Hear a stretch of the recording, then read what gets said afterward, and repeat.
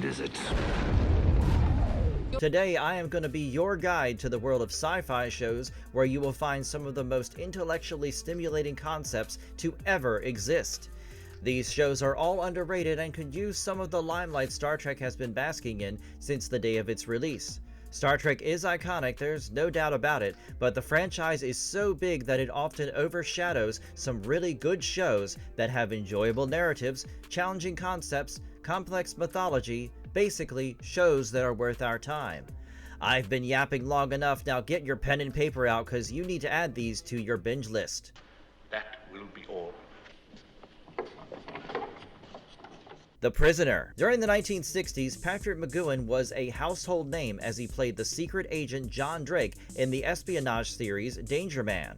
After 2 episodes of the 4th series were shot, McGoohan announced to everybody that he was resigning to create, star, and produce his own experimental thriller show called The Prisoner.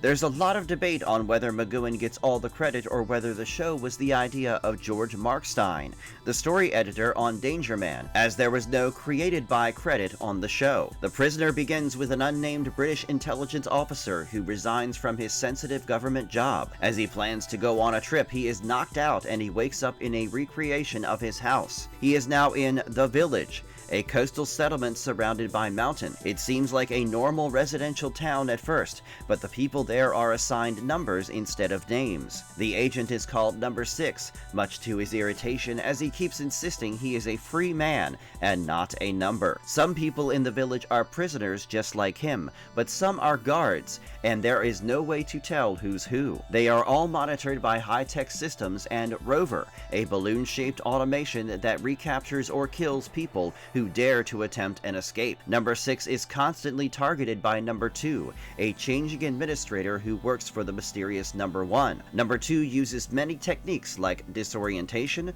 social indoctrination, identity theft, hallucinogenic drugs, physical coercion, and mind control on Number 6 to find out why he resigned. But our man is a tough cookie, and he refuses to break under the pressure. The show follows Number 6 as he tries to figure out where he is and which side of the Iron Curtain controls the village. The Prisoner was ahead of its time by decades, and was influenced by the Cold War paranoia and the counterculture of the 60s. The thing that attracted me to The Prisoner was the philosophical debate as the center of it, individualism versus collectivism, all done through surrealist or Kafkaesque setting. The Orwellian and postmodern themes of surveillance, the nature of control and power are also visible. The show perfectly captures the loss of identity in the postmodern world, and most importantly, it makes you think. The ending's open-ended too, so don't go in expecting all the answers. With just 17 episodes of 50 minutes each, find the first long weekend and start binging. What kind is it? Your ship appeared from nowhere and we don't know that Farscape. Now let's talk about the space opera that influenced James Gunn's 2014 film Guardians of the Galaxy significantly. Farscape. A creation of Rockne S. O'Bannon, Farscape is a wonderful mix of emotional vulnerability, stunning visual effects, complicated plots, and visually groundbreaking creatures from Jim Henson's Creature Shop. John Crichton, played by the only American cast member, Ben Browder, is an American astronaut who flies into a wormhole accidentally while piloting an experimental spaceflight. He lands in Moya, a living spaceship that contains Pal Zoto-san, a priest of the Delvians, aka humanoid plant species Ka Dargo, a Luxan warrior pilot named after his species and the role he plays on the ship, and Dominar Rigel the 16th, the ruler of the Hynerian Empire, all imprisoned by and currently escaping the Peacekeepers, a militaristic organization. The show unfolds with the characters changing due to the influence of their fellow travelers as the Peacekeepers follow not far behind, and Crichton attempts to find a wormhole that leads back to Earth. Farscape's cerebral nature is not a result of its exposition-heavy concept episodes, but from its exploration of deeply human experiences, like trauma, identity, and morality. John's the only man in a spaceship filled with different different races and species of being? How can he form meaningful bonds with those that are fundamentally more alien than him? How can he hold on to humanity in a place where the word has no meaning? The show attempts to answer these queries. You will also find parallels of the plots to real-life issues. For instance, the majority of the 4th season focuses on an arms race to acquire wormhole technology weapons, which mimics the problem of the real world where countries were in a blind race to gain nuclear technology. If you are looking for an intellectually engaging science fiction show that also has a huge emotional component, you should not look further than Farscape. It's the perfect bridge between the idealism of Star Trek and the complexity of modern prestige television.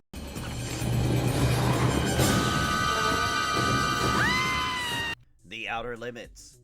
While The Twilight Zone steals all the attention and cultural accolades for speculative science fiction and anthology shows in the 1960s, a gem that stays underrated is The Outer Limits.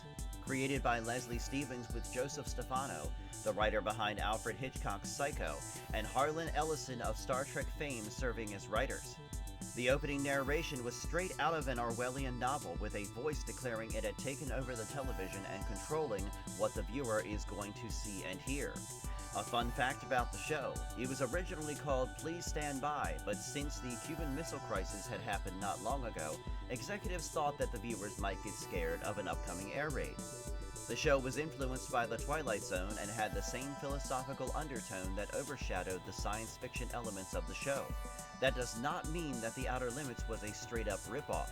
While The Twilight Zone was shot conventionally with tones of whimsy and irony included every now and then, The Outer Limits employed a more serious tone, and their cinematography was textured and moodier. A common theme in the show is the refusal to sentimentalize science. Monsters and aliens in this show are not malevolent just because, but neither are they sympathetic. They simply stuck to their own existence, and many episodes dealt with how the human spirit confronted these beings so different from us. Unfortunately, the show was completely eclipsed by The Twilight Zone and also had to compete with The Jackie Gleason Show, prompting a cancellation midway through its 2nd season. It only had 49 episodes, barely half of The Twilight Zone's original run, but all the episodes will enthrall you like no other. If you want a show that is intellectually rigorous and strictly science fiction, The Outer Limits should be your priority. Were you aware that the commander's woman recently returned from Babylon 5. Writer and producer J. Michael Straczynski had worked on many sci-fi shows before, and he noticed one thing they all had in common. They would go way over budget within a few seasons and then would get canceled. Straczynski reasoned that this was because they did not plan anything long-term. So he set out to make a show that would do for sci-fi what Hill Street Blues did to police dramas. His goals were simple: create something realistic, not a utopia, but something that resembles the problems of our world, teach covertly using the show, and build a world where characters were still the main focus. Thus, Babylon 5 was created, a show with a story arc planned over 5 years. Though network executives liked the idea, they were afraid to say yes, as they thought Americans' attention spans were too short for a long narrative, and the fact that except Star Trek, no other sci-fi show had gone over 3 seasons before getting canceled did nothing to reassure them. Straczynski had no way to reassure them either, but he was determined to prove them wrong. Set between the years 2257 and 2262, Babylon 5 is named after the space station where all of the action occurs. Babylon 5 is a meeting point for many aliens, and with different atmospheres and gravities can accommodate different beings. The commander, Jeffrey Sinclair, is a hero of the Minbari War and oversees diplomatic missions on the space station. The show takes a good look at the problems we humans face, like immigrant policy, which is ever so relevant today, proxy wars, and other political issues. There is a huge controversy that surrounds Babylon 5 that would explain why it's so underrated. Straczynski had first showed the series Bible to Paramount Television, and they had rejected it. No harm, no foul. Straczynski moved on to Warner Brothers. Then Paramount releases Star Trek Deep Space Nine, which has a lot of similarities with Babylon 5. It is set on a space station, there's a female first officer, and there are plot similarities too, like the war that annihilated an alien race, a commanding officer becoming a religious icon, so on and so forth. Though Straczynski wanted to sue, he didn't, as Star Trek was an established franchise with a rabidly loyal fan base, and he was afraid it would hurt his show. Babylon 5 is a must-watch for anyone who is interested to know how television learned to tell complex and serialized stories. Though the execution of the 5-year plan is a bit iffy with many episodes not having the best quality, but the show's momentum and what it achieved is undeniably awesome.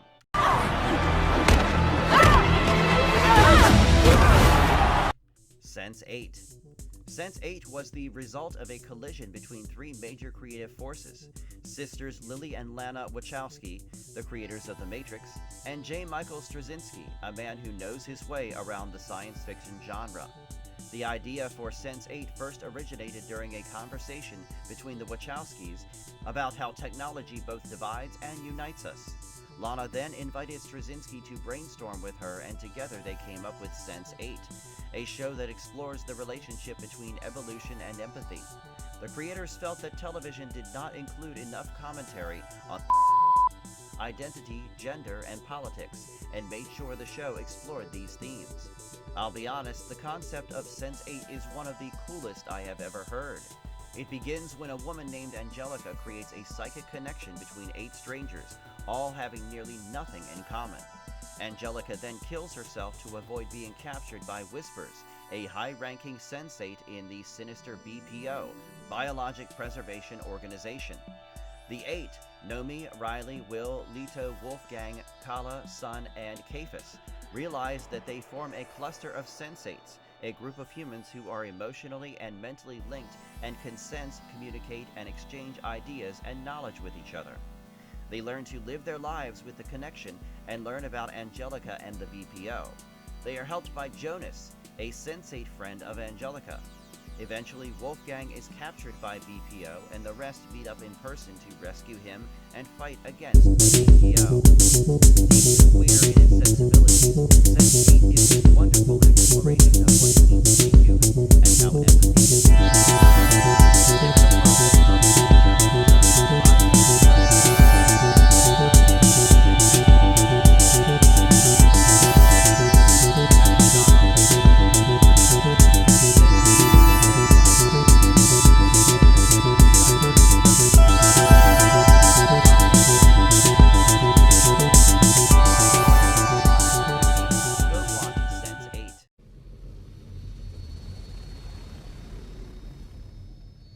Devs. Alex Garland, known for Ex Machina and Annihilation, created Devs as his first ever television project. Science fiction at its most ambitious. Devs is centered around Lily Chan, a software engineer employed at the quantum computing company called Amaya. The CEO of Amaya, Forrest, offers Lily's boyfriend, Sergey, a place in the secretive quantum computing team called Devs, which is situated in a futuristic lab in a bunker surrounded by a Faraday cage. When Sergey doesn't return home that day, Lily grows worried.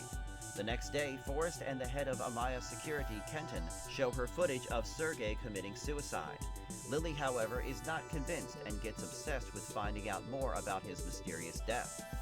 Garland, a huge science enthusiast, hit upon the idea of Devs while learning about the principle of determinism, which states that everything in the universe can happen in only one possible way. He hit upon 2 possible implications if determinism was accurate. One was that free will was an illusion, and the other was that one day we could have a computer that is strong enough not just to explore the past, but to accurately predict the future.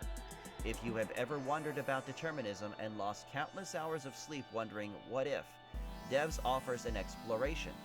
Note how I said exploration and not answer. And it's not an exploration strictly sticking to science either. It wonders about the religious aspects too. If God knows everything that is going to happen, then how can human choice be meaningful? The only thing I want to complain about is that Devs is a miniseries, and it wraps up in 8 episodes. Way too less for a visually breathtaking film that does not compromise on the narrative momentum. You might not agree with everything that Devs has to say, but it is worth the watch if you want to ponder determinism for days to come. Cue spots in 5, 4. The OA. Prairie Johnson returns to her adopted family after going missing 7 years ago. She has scars over her back and she can see despite being blind when she went missing. She calls herself Original Angel, or OA, and refuses to give any information as to where she was or how she can see now. She tells her story to a team she assembled made of 4 high school students and a teacher, and asks for their help in creating a portal to another dimension so that she can rescue the people that went missing from Hap, or kidnap her. This is the crux of the OA, a show created by Britt Marling and Zal Batmanglij that lays out an intriguing spiritual and metaphysical framework.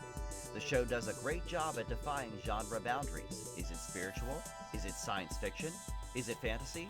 How about all of it? The show has great mythology, and the creation might be the reason why.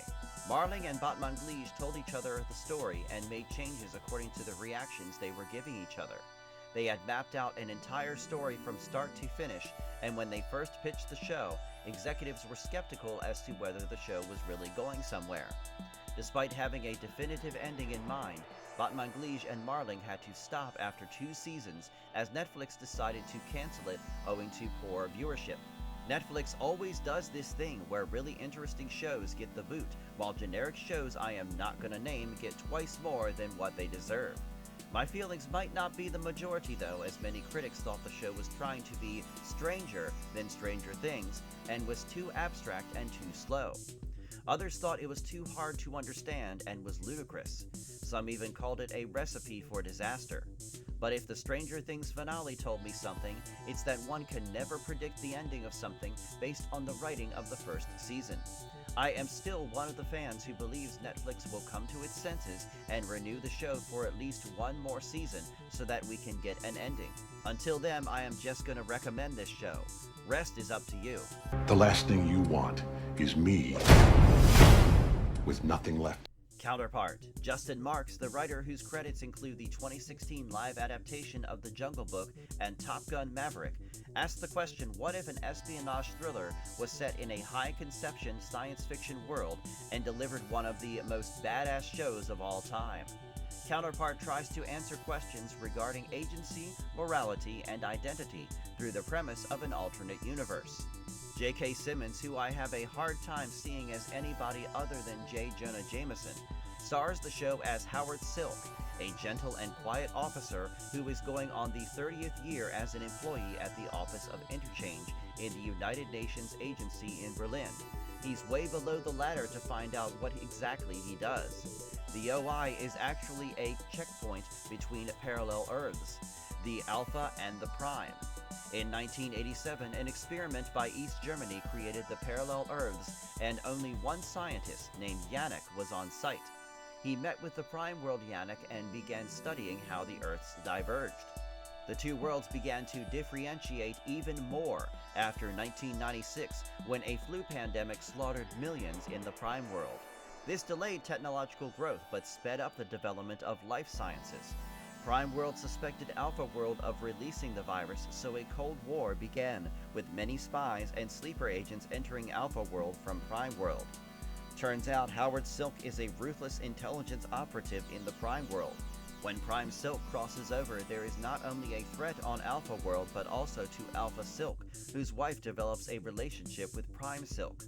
Will Prime World manage to get their revenge on Alpha World? You can watch Counterpart to find out. Unfortunately, this show too was cancelled after just 2 seasons for an absolutely ridiculous reason. The show aired on Starz, a premium cable network that remained in the shadow of giants like Showtime and HBO, and the COO, Jeffrey Hirsch, revealed that the network wanted to concentrate on its core female audience, and Counterpart was just too male and too complicated. Make of that what you will, but do not fool yourself into thinking the decision was feminist. Counterpart is a great example of how even high-concept sci-fi shows can ground themselves in emotional reality. If not for the captivating storyline, watch the show for Simmons' incredible acting. Peter lunch. The Expanse. Based on James S. A. Corey's sci-fi novel series of the same name, The Expanse was adapted by Hawk Ostby and Mark Fergus for Sci-Fi Network. The show is set in the future where humanity has colonized all of the solar system, and the three largest powers that rule are the United Nations of Earth and Luna, the Outer Planets Alliance formed by colonies in the asteroid belt and the moons of Saturn and Jupiter, and the Martian Congressional Republic.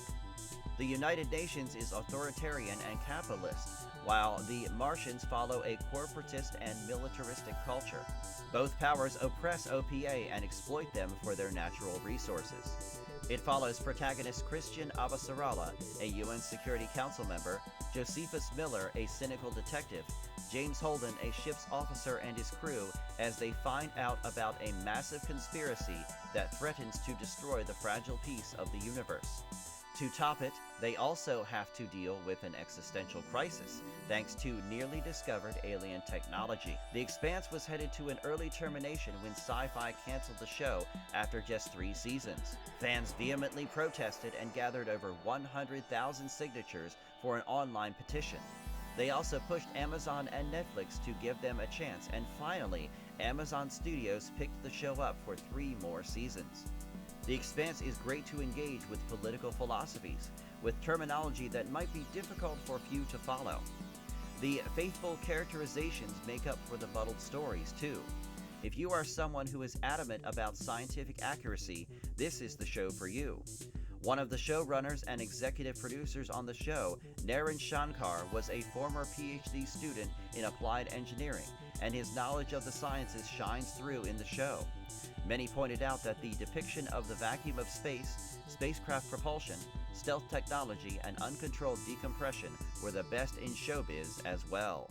Wir sitzen auf einem Pulverfass, das kurz davor ist zu explodieren. 1899.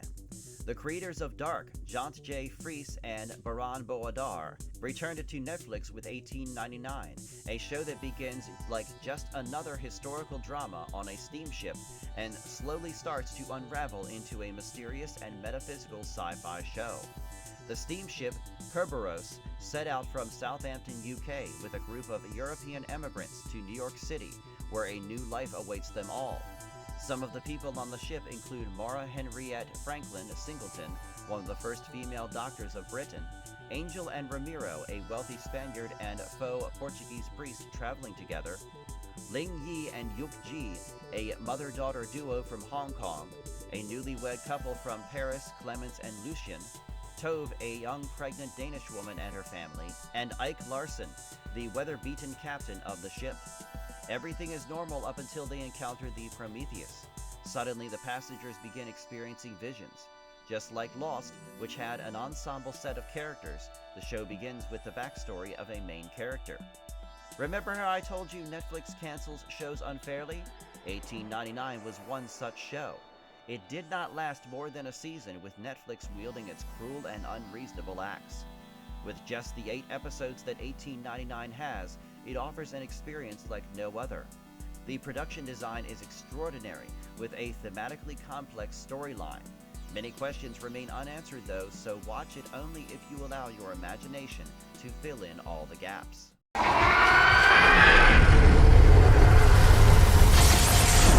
Raised by Wolves. Raised by Wolves, created by Aaron Guzikowski, asks theological questions in a science fiction framework. After Earth is brought to the brink of destruction thanks to religious wars, Campion Sturgis, an android architect, hits upon the idea of recreating humanity with no knowledge of the concept of God.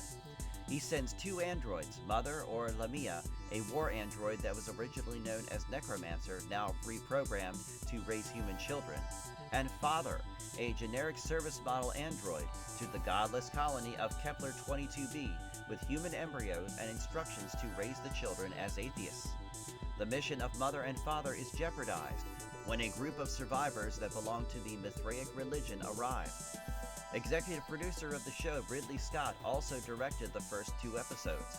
Visually magnificent, the show references a lot from Roman mythology, like the legend of Romulus and Remus, the twins who founded Rome, and how they were suckled by a she-wolf, and the Mithraic religious order is based off of a religion practiced in ancient Rome. The story is original and asks the question that uniquely fit the show's premise. What role does religion play in a human's life? Is life possible without the existence of religion and all that comes with it, like spirituality, mythology, and the creation of meaning? What is the difference between a well-programmed android and a human? Though the critical approval of the show rose from season 1 to 2, it missed out on a third season as Warner Media and Discovery Incorporated merged to become Warner Brothers Discovery. A social media campaign was started to save Raised by Wolves, and the actor who plays Father, Abubar Salim, revealed that the creators were looking for innovative ways to finish the story, though it might not be in the same way they had hoped. If you ask me, I think Raised by Wolves would make a wonderful comic book, and fans would also get some emotional closure out of it. A great blend of science and spirituality, Raised by Wolves will not disappoint you if you are looking for some authentic theological exploration.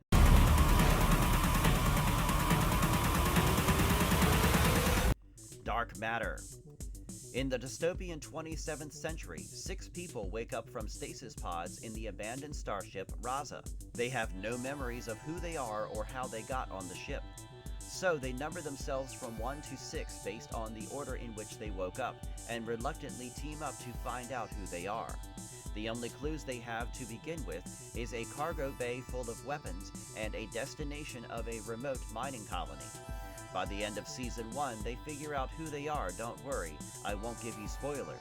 But now they have to decide whether they would reclaim their identity that would lead down violent paths or choose a more peaceful life. This is the crux of Dark Matter, a space opera created by Paul Mully and Joseph Malozzi, who originally saw it as a graphic novel of 4 volumes. The show ran for 3 fascinating seasons after Sci-Fi took the axe to it, because why should Netflix have all the fun? Fans were understandably not happy as the last episode of Season 3 was a cliffhanger, but there was nothing much they could do about it. All I can hope for is a movie at least, so the fans get closure. The thing I like about Dark Matter is that unlike most amnesia narratives, that more or less stop after the protagonist discovers his or her true identity, it continues on to more philosophical questions. It also studies how much choice can have an effect on one's personality and identity. My husband. In truth, I am Traveler 3468. Travelers. Travelers is one of the most unique time-traveling shows out there. Set in the post-apocalyptic future, special operatives are instructed by the Director, an artificial intelligence quarter computer program, to carry out missions in the past. They travel to the past by projecting their consciousness into the host body of someone in the past who is about to die, thus reducing the temporal disruption. Neat, right? These travelers learn all about their host using social media and public records, and pretend to be them for the rest of their lives. The goal of all of this is to save the planet from impending disaster, the catastrophic events that led to the travelers' present. The director can talk to the travelers using prepubescent children, as adults might die if the director animated them. The writers have thought out the entire premise well, as the travelers have certain protocols to follow. Their mission comes first. They have to leave the future in the past, and unless ordered otherwise, they can't kill or save anyone. They can't reproduce or talk to travelers outside of the team, and they must maintain the life of their host. Created by Brad Wright of Stargate fame, Travelers ran for 3 seasons. But guess what happened after that? Yep, old Netflix and the axe again. But thankfully, the ending is not much of a cliffhanger and can be assumed as an open end. The cool time traveling aside, the show deals with a philosophical moral quandary. Is sacrificing one life to save many ethical? The host's family and loved ones will continue to be associated with the host, not knowing they have been replaced by an agent of the future, which is in no way fair to them, but they are just the price humanity has to pay to ensure its future. If you liked the Monster of the Week series, you will like Travelers, as they follow a similar theme of Crime of the Week. It's a fun show, and if you have been tired with the same old time travel, give a chance to Travelers. Fringe. Fringe was first thought up by Alex Kurtzman, Robert Orci, and J.J. Abrams while they were working on the 2009 Star Trek film. Inspired by The Night Stalker, The X-Files, and The Twilight Zone, you can expect the unexpected in this show. It also adapts the format of a procedural show like Law and Order. To put it simply, the show follows a joint federal task force under the FBI called the Fringe Division that consists of Dr. Walter Bishop, a mad scientist type, Agent Olivia Dunham, Walter's estranged son Peter Bishop, Philip Broyles, the force's director, and Agent Astrid Farnsworth, Walter's lab assistant. Their investigations are regarding fringe science, so their cases range from two parallel universes colliding and botched transhumanist experiments to technological singularities that threaten destruction. The few lines I have used to describe the show hardly do it justice, as the mythology of the show is so rich it demands its own video. I can't even begin to scratch the surface here. It's no wonder that the show has a cult following. Though Fringe is not as philosophical as some names on this list, it has just enough to give your brain a good jog. It's a must-watch if you are a science buff and like Fringe science theories. We let this go. For All Mankind. In an alternate timeline, Alexei Leonov becomes the first human to land on the moon in 1969. As the Soviet Union emphasizes the involvement of a female astronaut in the next landing, NASA, desperate to catch up, begins training women and ethnic minorities. The competition pushes both countries to choose competent leaders, which in turn influences civil rights, environmental protection, and the prevention of climate crisis. This is the crux of For All Mankind, a show that is the complete package: human drama, political commentary, scientific rigor, optimism, it has it all. Created by Ben Nadivi, Matt Wolpert, and Ronald D. Moore, the show is recommended viewing for alternate history buffs. We all know how the past influences the future, but seeing a show that details it is simply delightful. Though optimistic, the show is not naive and makes sure to address the faults and limitations of human nature like prejudice, ambition, and pride. For All Mankind is pretty realistic, but a gripe I have with the show is its need to focus on drama instead of the wonders of the realm it is set in. Other than that, the show can emotionally engage you while pulling you in with its captivating visuals. And the best part? The show is still ongoing, so you can catch up before the 5th season drops. And there we go, 15 of the best sci-fi cerebral shows that can hold their own against the Star Trek Goliath. If you've watched the full video, you know I am annoyed about the cancellations. It always irks me when good shows are nixed by money-hungry network executives. But new shows are made every day that have heart, and as long as you have me, you'll keep getting show recommendations that are full of heart and soul. Did I miss any of your favorite cerebral sci-fi shows? Let me know in the comments below, and if you liked the video, share, subscribe, and leave a thumbs up. Thanks for watching, and let's meet again in the next video. Goodbye for now.